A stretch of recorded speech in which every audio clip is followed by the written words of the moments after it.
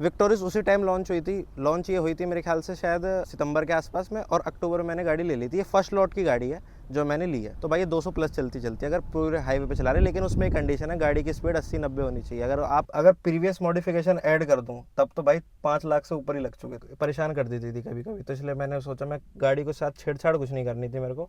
नई गाड़ी है, अभी मुश्किल से गाड़ी को 5-6 महीने सारे हुए हैं। ऐसा चल रहा था, आपको एक्सेसरीज लेनी पड़ेगी।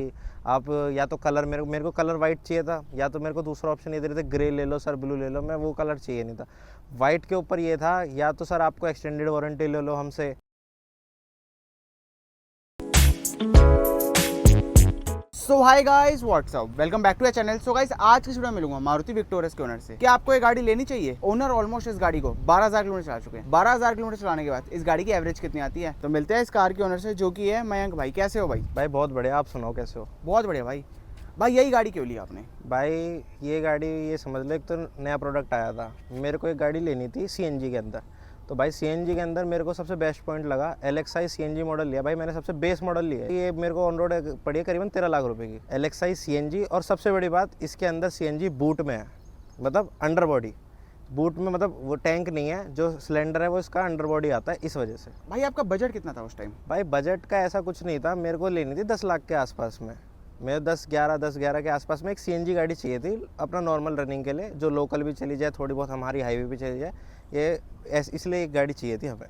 भाई 11 लाख में तो आपके पास बहुत सारे ऑप्शन आ जाते हैं सीएनजी। भाई ऑप्शन बहुत सारे आ जाते हैं। मेरे को सबसे पहली बात कंपनी फिट सीएनजी लेनी थी, और मारुति में भी मेरे पास सिर्फ 2 ऑप्शन थे, या तो ग्रैंड विटारा या फिर विक्टोरिस।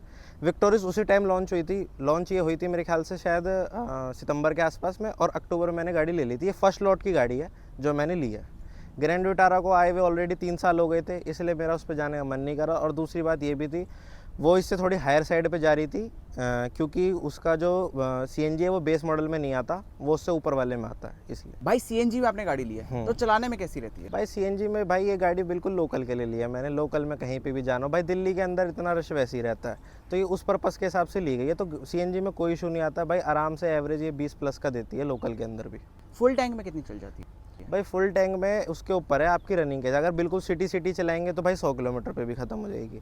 और ये है आपकी थोड़ी बहुत मिक्स है, थोड़ी बहुत रनिंग हाईवे की है थोड़ी, तो ये आराम से आपके 160-170 क्रॉस कर जाती है। और अगर पूरी हाईवे पे की बात करें तो भाई ये 200 प्लस चलती है अगर पूरे हाईवे पे चला रहे, लेकिन उसमें एक कंडीशन है, गाड़ी की स्पीड 80-90 होनी चाहिए। अगर आप 100 पे भी चला रहे हो तो ये 180-195 के आसपास या 190 के आसपास बंद हो जाएगी। भाई जो आप कह रहे हो कि 100 चलेगी एक टैंक में, वो आपकी बिल्कुल सिटी है, बम्पर टू बम्पर ट्रैफिक? बिल्कुल बम्पर टू बम्पर ट्रैफिक में। अगर जैसे मैं आपकी दिल्ली की बात करूं, अगर आप इसको पूरा दिन दिल्ली में घुमाते हो तो भाई ये 100 किलोमीटर चलेगी, 100-110 बस। भाई जैसे सुनते हैं कि सीएनजी में लेते हो तो पावर थोड़ी कम होती है, पेट्रोल में बढ़िया मिलती है, तो भाई इसमें 10-15 bhp का फर्क आता ही आता है सीएनजी के साथ। लेकिन ये है, कंपनी फिट सीएनजी के अंदर लैग नहीं होता। सबसे अच्छी बात ये है, कोई आपको जर्क महसूस नहीं होता कि झटके ये गाड़ी कुछ कर रही है, आपको फील ही नहीं होगा। अगर आप किसी ऐसे बंदे को बैठा दो ना गाड़ी के अंदर जिसको पता ना हो कि ये पेट्रोल पे चल रही है सीएनजी पे चल रही है, तो वो डिफरेंस नहीं बता सकता। भाई एसी कैसे लगा आपको? भाई एसी नई गाड़ी है यार, अभी तो नई गाड़ी के हिसाब से तो बढ़िया है, मतलब चिल्ड कर देता है एकदम एसी।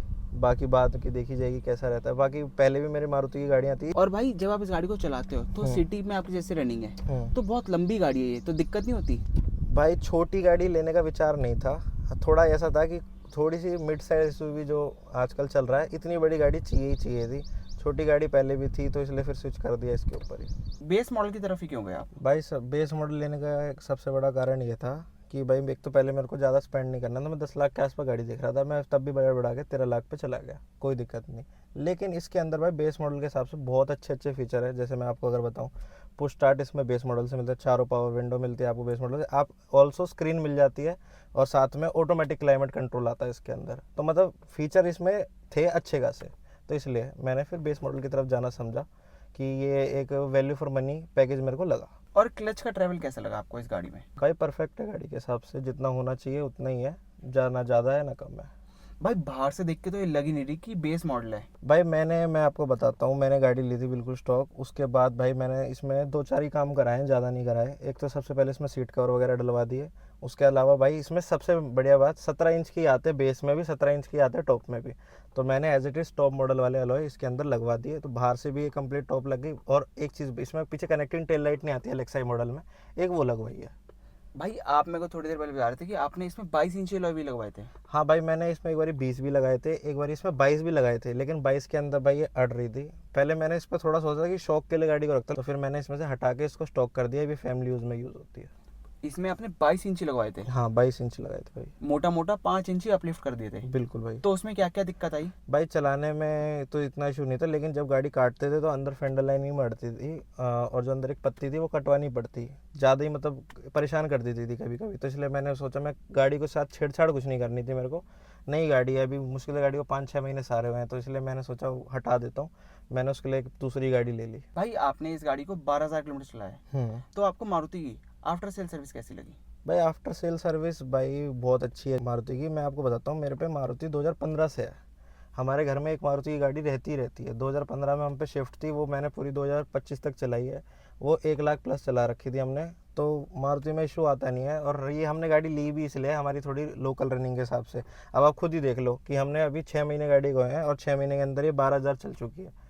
ये तो अभी एक गाड़ी और है हमारे पास, इसलिए थोड़ी कम चली, नहीं तो ये 15-20 हज़ार भी हो सकती थी अगर आप आते तो अब तक। भाई आप सीएनजी का पूरा यूज़ कर रहे हो? हाँ जी बिल्कुल भाई, इसलिए अगर इतने पैसे लगा के हमने सीएनजी गाड़ी अगर ये ली है तो हम इसको पूरा यूज़ कर रहे हैं, फिर यूटिलाइज पूरा कर रहे हैं इसे। और इसमें एक बेनिफिट और है कि सिलेंडर नीचे आता है भाई, आपके पास बूट स्पेस है। इतना बड़ा बूट स्पेस है, आप इसके अंदर 5 जने प्लस 5 जनों का लगेज आराम से लेके कहीं पर भी जा सकते हो आप, कोई इशू नहीं आएगा। कहीं पे ट्रिप पे लेके गए हो आप इस गाड़ी को? भाई ये ट्रिप पे जाती रहती है 600 किलोमीटर 700 किलोमीटर, देहरादून जाती रहती है, खाटू श्याम जी सिंह, एक ही दिन में सारे ट्रिप होके आते, कोई इशू नहीं आता। तो वहाँ पे आपका एक्सपीरियंस कैसा है इस गाड़ी भाई ये एक्सपीरियंस ये है, अगर सीएनजी आपको मिलती रहे तो बढ़िया है। इससे सस्ता कुछ ऑप्शन ही नहीं है। मतलब 200 किलोमीटर आराम से चल जाती है एक टैंक में, अगर हाईवे पे चला रहे हो आप।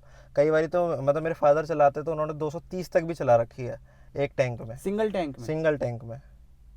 तो ये इतना तब बढ़िया एवरेज दे देती है। और स्क्रीन का रिस्पॉन्स कैसा लगा भाई आप? भाई स्क्रीन का रिस्पॉन्स ठीक है, इसमें wireless Android auto Apple CarPlay दोनों मिल जाता है। 2 स्पीकर आते हैं इसके अंदर, मैंने 2 और ऐड करा दिए, 4 स्पीकर कर दिए, तो गाड़ी में ठीक है, कोई इशू नहीं है। और आप मेरे को बता रहे थे कि आपने इसमें सिस्टम भी लगवाया था पहले? भाई लगाया था, लेकिन उसके बाद मैंने बताया ना आपको कि मैंने फिर गाड़ी पूरी स्टॉक कर दी। मैंने इसके अंदर पहले बहुत कुछ कराया था, इसके अंदर 1200 डीबी भी लगाए थे, लिथियम बैंक भी लगाया था। मतलब गाड़ी ली थी नई नई, उसी टाइम मैंने इसमें पहले स्टॉक करने की सोचा। मैंने इसमें 20 इंच अलॉय डलवाए, फिर मैंने 22 डलवाए। भाई इतना तगड़ा सिस्टम आपने इसमें लगवाया? हाँ जी भाई। तो वारंटी आउट का जो सीन होता है वो नहीं सोचा कुछ? भाई वारंटी आउट का ये था कि इसके अंदर कोई भी भाई सिंगल वायर कट नहीं होती। भाई प्रोफेशनल जगह काम अगर आप कराते हो तो ऐसा कुछ नहीं होता। मैंने बहुत प्रोफेशनल जगह काम कराया था, तो ऐसा कुछ भी नहीं था। इसके अंदर 4 मिड भी थी, 2 डेप बॉन्स के बूफर भी थे, बहुत सारी चीज़ें थी, अब मैंने हटा दी। बिल्कुल स्टॉक कर दिया आपने? ये उस टाइम लाउडेस्ट थी भाई, ये लाउडेस्ट विक्टोरिया एनसीआर थी। अब स्टॉक है, उसके लिए अब दूसरी गाड़ी, अभी एक गाड़ी और है मेरे पे, वो भी आपके चैनल पे ही आएगी दोबारा से। उसके अंदर भी कुछ 1 इन इंडिया लगने वाला है। और मयंक 5 स्टार रेटिंग मिली है इसको सेफ्टी में। जब आप लेने गए थे तब आपको पता है ये चीज़? हाँ भाई, उस टाइम तक रेटिंग बता दी थी कि 5 के आसपास ही आने वाली है, लेकिन स्कोर नहीं आया था।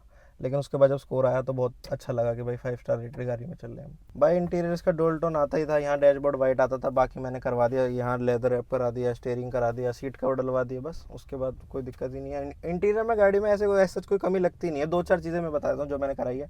ये डोर हैंडल क्रोम लगवा दिए, एक गियर नॉब चेंज करवा दिया, स्टीयरिंग पे ये हो गया, सीट कवर हो गए, और यहाँ पे आपका लेदर आ गया। डैशबोर्ड मैंने इसलिए नहीं चढ़वाया, उसकी फिनिशिंग अच्छी आती नहीं है, वो आफ्टर मार्केट पता चलता है, इसलिए नहीं कराया। बाकी तो सारी गाड़ी स्टॉक ही है। आर्म रेस्ट भी आपको बेस मॉडल से मिल जाता है। मतलब कोई आपको, अगर आप स्टॉक भी गाड़ी रखोगे ना, आपको ऐसा नहीं लगेगा कि गाड़ी में कुछ कमी है।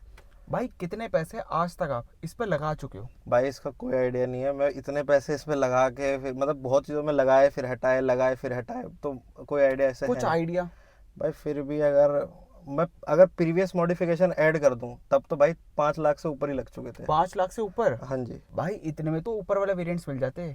भाई, मिल जाते भाई। वो फिर वही वाली बात है, वो काम तो नहीं हो पाता ना जो मैंने बाद में करवाया। वेरिएंट में ऊंचा ले लेता, इसमें गाड़ी बहुत ज़्यादा डिफरेंस है।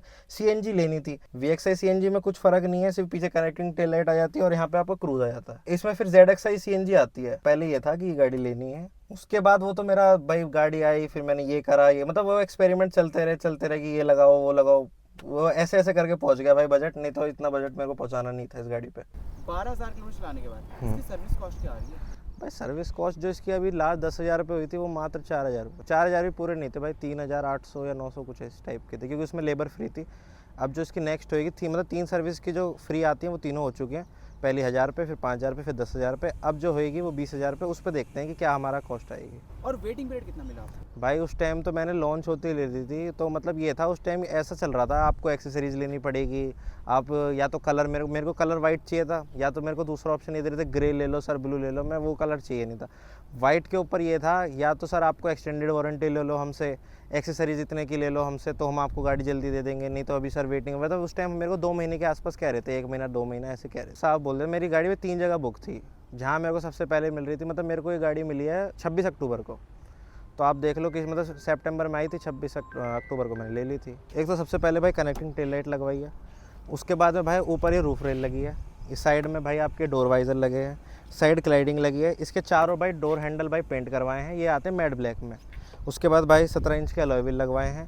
फ्रंट में भाई इसके अंदर हेडलाइट के अंदर प्रोजेक्टर ऑलरेडी आता है, उसमें एलईडी लगी है, एक नीचे मैंने फॉगलाइट लगवाई है एलईडी, बस एज इट यही है। और मयंक, हेडलाइट्स का थ्रो कैसा लगा आपको? भाई हेडलाइट्स के अंदर भाई इसके अंदर प्रोजेक्टर आते हैं, लेकिन उसमें बल्ब आते हैं भाई हेलोजन, उसके अंदर ठीक है, कुछ ज़्यादा नहीं है। उसके बाद मैंने भाई एलईडी पे अपग्रेड कर दिया, साथ में इसमें फॉगलाइट में भी मैंने 2 इंच के प्रोजेक्टर डाल दिए एलईडी। तो ये ट्राई कलर वाले हैं, तो फॉग में भी कोई प्रॉब्लम नहीं आती। और हेडलाइट अब तो इसकी टॉप नॉच ऐसी हो गई है, अंधा कर देगी सामने वाले को। भाई आप इस गाड़ी से सेटिस्फाई हो? भाई मैं बहुत ज़्यादा सेटिस्फाई हूँ। थैंक यू भाई पूरा अपना ओनरशिप रिव्यू देने के लिए। अगर आपको वीडियो अच्छी लगी हो तो इस वीडियो को लाइक करना, चैनल पर नए हो चैनल को सब्सक्राइब करना। मिलता हूँ मैं आपको ऐसे एक और नई वीडियो में।